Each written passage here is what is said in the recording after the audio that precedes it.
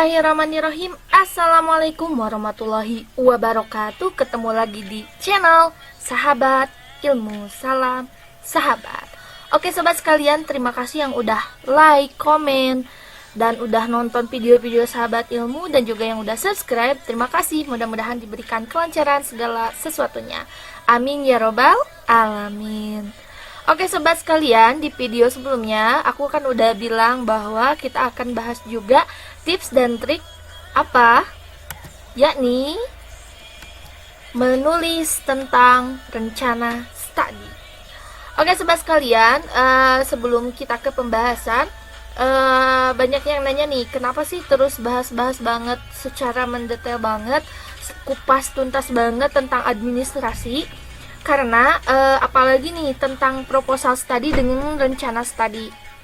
Jadi sobat sekalian, proposal study dan rencana study itu harus dibuat benar-benar, dalam artian harus bisa kalian tuh mempertanggungjawabkannya. Karena untuk proposal study dan rencana study ini sebagai bocoran ya, ini adalah sebagai bahan untuk nanti kalau sobat sekalian lulus sampai seleksi wawancara. Jadi nanti tuh seleksi wawancara itu akan digali sesuai dengan nanti pewawancaranya itu mau ngambil apakah seluruhnya dari sini atau 70% dari sini, itu bebas. Jadi intinya nanti tuh wawancara itu kita akan mempertanggungjawabkan apa yang kita tulis baik di proposal study maupun di rencana study. Jadi terus semangat ya. Oke sobat, ini dia tips dan triksnya. Untuk rencana studi, tips atau trik yang pertama adalah 1. Download dan print out booklet yang kamu butuhkan. Nah, ini dia tips dan trik atau sekaligus ini menjadi harusnya sih sebuah kewajiban yang dimasukkan ke dalam tips dan trik atau strategi sobat sekalian dalam apply beasiswa LPDP. Kenapa? Karena kebanyakan ini sebagai salah satu sharing juga, aku tanya-tanya kepada orang yang mungkin belum beruntung waktu tes administrasi itu tidak lolos. Nah, salah satu faktor tersebut karena kurang persiapan kan. Nah, salah satu persiapan yang dimulai itu waktu aku mau apply beasiswa LPDP itu adalah aku download dan print out booklet yang aku butuhkan. Misalkan aku print out booklet afirmasi, jalur yang aku ambil. Setelah itu aku download juga booklet di mana yang berisi universitas-universitas tujuan yang bisa diambil dari jalur afirmasi. Nah, aku tuh setelah download aku tuh print out. Jadi enak nih, kayak mau coret-coret mau mana nih, universitas mana. Karena nggak bisa milih itu, ternyata nggak bisa segampang yang kita bayangkan. Oke, satu hari bisa gitu. Maksud di sini milih tuh nggak cuman milih, oke, aku mau kuliah di universitas A, B atau C aja lah gitu. Nggak bisa kayak gitu. Jadi benar-benar karena kita udah memahami nih proposal study, kita mau kuliahnya tuh jurusan apa. Nah, otomatis nanti kita sesuaikan jurusan itu harus yang bagus tuh kan kita ambil yang akreditasinya tuh A. Nanti untuk jurusan kita itu. Nah, setelah jurusannya A, nah kita sekarang ngolah di rencana studinya. Nah, di rencana studinya maka universitasnya pun harus yang baik juga kan, yang punya peringkat bisa kita buktikan dengan informasi-informasi yang kita dapatkan. Nah, terus tujuan di print out booklet itu nanti kita di tips selanjutnya ya.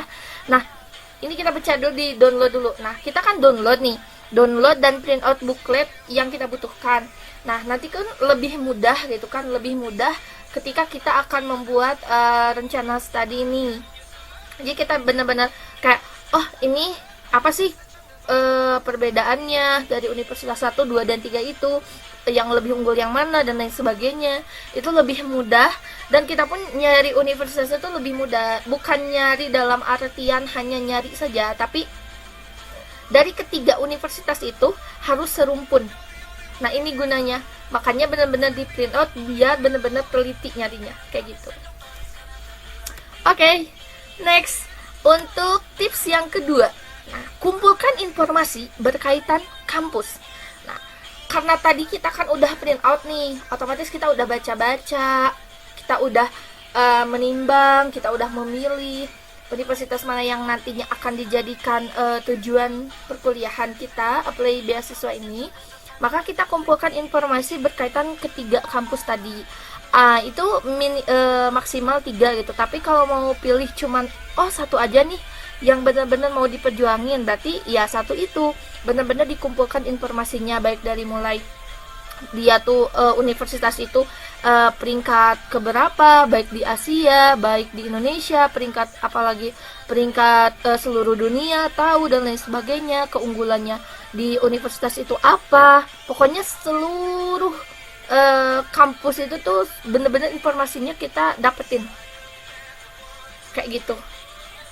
Terus bener-bener sobat sekalian tuh karena tadi udah di-download kan, kalau misalkan nih milih 3, ketiga-tiganya tuh harus bener-bener dikumpulkan informasinya kayak gitu.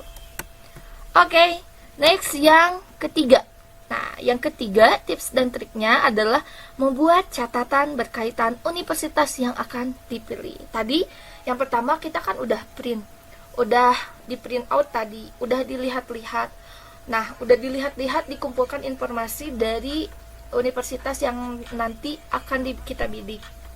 Terus yang ketiga kita membuat catatan khusus berkaitan universitas yang akan dipilih. Misal kita pilih ada 3 universitas A, B, dan C. Nah, berarti itu kan masing-masing universitas pasti punya keunggulan tersendiri, pasti punya kekurangannya tersendiri. Nah, kita buat catatan khusus kayak gitu. Itu untuk mempermudahkan juga pas sobat nanti menulis rencana studi kayak gitu. Nah, dan tips yang terakhir ini yang jangan dilupakan juga, karena kita kan udah bahas nih berkaitan dengan visi misi dari LPDP sendiri yang harus disesuaikan dengan proposal studi atau rencana studi kita atau essay yang kita tulis kayak gitu. Nah, maka tips ini juga jangan kalah penting. Dan untuk sobat sekalian yang mau tahu visi dan misi dari LPDP sendiri, bisa buka langsung halaman dari LPDP sendiri, atau juga untuk proposal studinya bisa dilihat di video sebelumnya. Oke sobat, sekarang yang terakhir adalah siapkan rencana kontribusi. Ini yang sering dilupakan juga.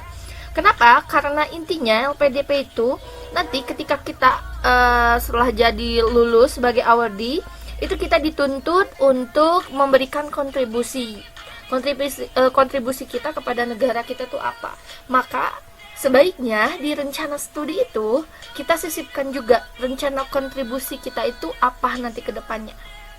Dan itu bisa menjadi poin plus juga menurut aku kayak gitu.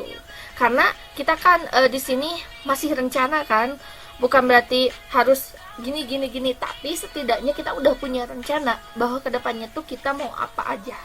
Karena memang benar-benar LPDP itu hanya minta kita untuk berkontribusi setelah kita kuliah tuh, mau kontribusi kita tuh apa ke negara kayak gitu. Oke sobat sekalian, itu dia tips dan trik ketika sobat mau memulai menulis rencana studi. Dan mohon maaf apabila banyak kekurangan, dan jika sobat sekalian yang nonton ada juga yang punya tips dan triknya dan merasa bisa bermanfaat bagi orang banyak, boleh ditulis di kolom komentar. Terima kasih dan hatur nuhun. Wassalamualaikum warahmatullahi wabarakatuh. Salam sahabat.